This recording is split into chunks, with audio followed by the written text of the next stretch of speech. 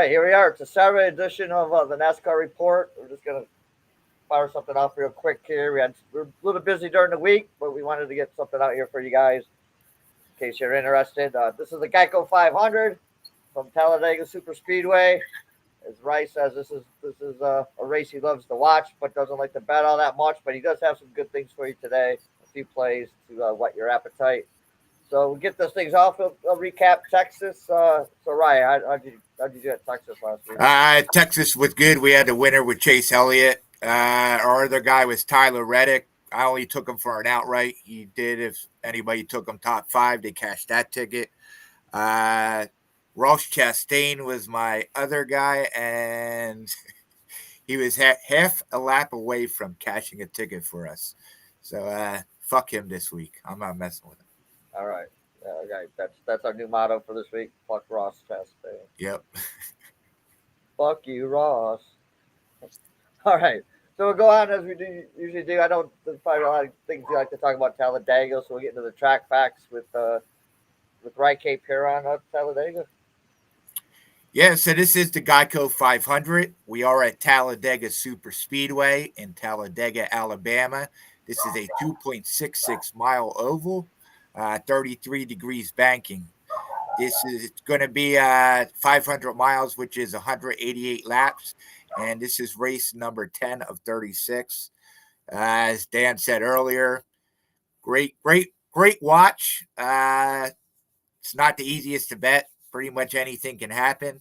Then you throw in the fact that it's supposed to rain tomorrow. So that doesn't help either. We may have a Monday race, but we'll see what happens with that. But yeah, I'm looking for guys who are good in a super speedway. Track position doesn't really matter here. In fact, we haven't seen a pole winner win in a long time. I think only 2 all time. So yeah, I'm probably going to be fading McDowell and Cindric just because they're on the pole. I won't fade them, but they won't be on my card. But yeah, so here you want to make sure you spread out. Like I'm going to take a unit and bet, I don't know, 6 to 10 guys and split that unit between them. So I'll talk about a few drivers I do like. The first one is William Byron. Obviously, he's the hottest driver in NASCAR right now. He was first place, 7th, 1st, and 3rd in the last 3 races.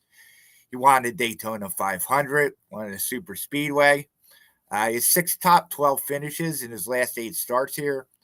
Runner-up in the spring of 2021 and last fall. As I said, he won the Daytona 500. He was 7th in this race last season. So also a thing I found is the winner of Daytona 500 has gone on to win the opening race of the year at Talladega a total of 7 times. It hasn't happened since 2006, but the last 2 to do it were Hendrick drivers. Another guy I like is from the Ford camp. That's Ryan Blaney. Blaney won last year's Cup Series championship. He has a bunch of top 5 finishes this season, still no wins. Here he is 5 top 2 finishes in his last 9 tries. He does have 2 wins here, 3 consecutive top 2 results. And on Super Speedways last season, he finished 8th, 7th, 6th, 9th, 36th, and 1st. So he does good at these speedways. I have a little bit of him. The Super Speedway ace is another guy I like, Brad Keselowski. His last win was in 2021, but it was at this race here, the Geico 500. This is his best track. He is the best at this track. He's a 6-time Talladega winner. He was 5th in the spring. He has the 3rd most Super Speedway points last season and 2nd most laps led on Super Speedways at 121. If we're going to go down farther into long shots, I like 3 guys as well. Chase Briscoe is a guy I like. He was 10th at the Daytona 500, 10th, 4th, 13th in his last 3 Talladega starts. He led the most laps at the Coke Zero 400, which was Daytona in fall last year. He's been racing well, so I'm going to put a little bit on him. Another guy I like, a long shot, is Scott Gilliland. He's finished 7th, 10th, and 12th in his last 3 Talladega starts. He has 2 top 10s and 3 finishes better than 12th in the only race here 4 times. So, in 4 races there. Front row has shown that they have a good super speedway program, as we saw today with McDowell winning the pole. Gilliland has led 16 laps of the Daytona 500, and he may have had the best car at Atlanta the week after. He did lead the most laps at 58. And then the last guy I'm going to talk about is Eric Jones. He's my lone Toyota this week. So he has 6 top 10 finishes in Class 8 starts here. 9th, 6th, 6th, 6th, and 26th in his last 5. He has 3 6th-place finishes here in his career. He was 8th at Daytona 500. And 2 years ago, he was leading this race coming out of turn 4. On the final lap, he had a little mishap, and that put him back out. So yeah, those are the guys I'm looking at. Looks like some of the books have the lines out, others don't, but they should be up shortly. Yeah, all those favorites, I'm taking all those guys outright. Guys like Gilliland, Jones, I'll sprinkle some top 10 on there. There are a few guys I probably will fade here. One of them being Kyle Larson. He's just not a good super speedway driver. A question. I know, like you baseball, you get rainouts and then the bets get canceled. If you place a bet for tomorrow and then it rains and the race is Monday, do you have to rebet it or do you keep it? That's a great question. So there is one book that if you get rained out and it gets moved to Monday, that you have to rebet it. That is FanDuel. So yeah, make sure you, if you're betting this race on FanDuel, make sure you're careful about that. Okay. If it gets moved to Monday, your bet is void. Okay.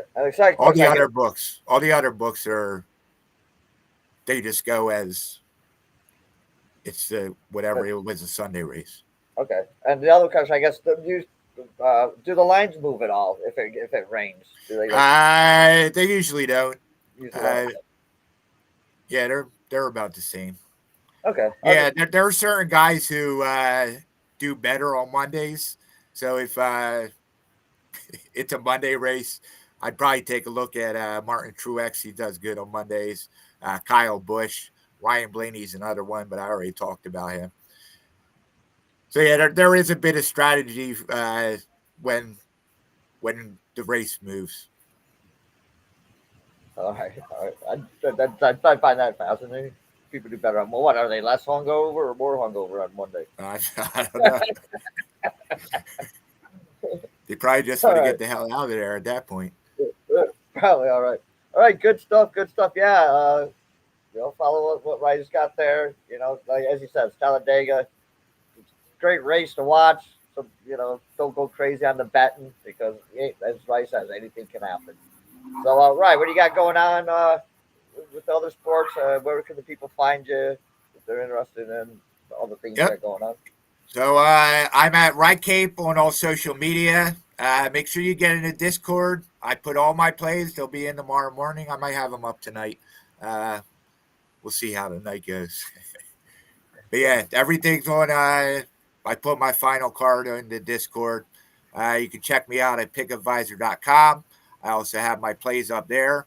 My premiums, you can find at insidersroom.com.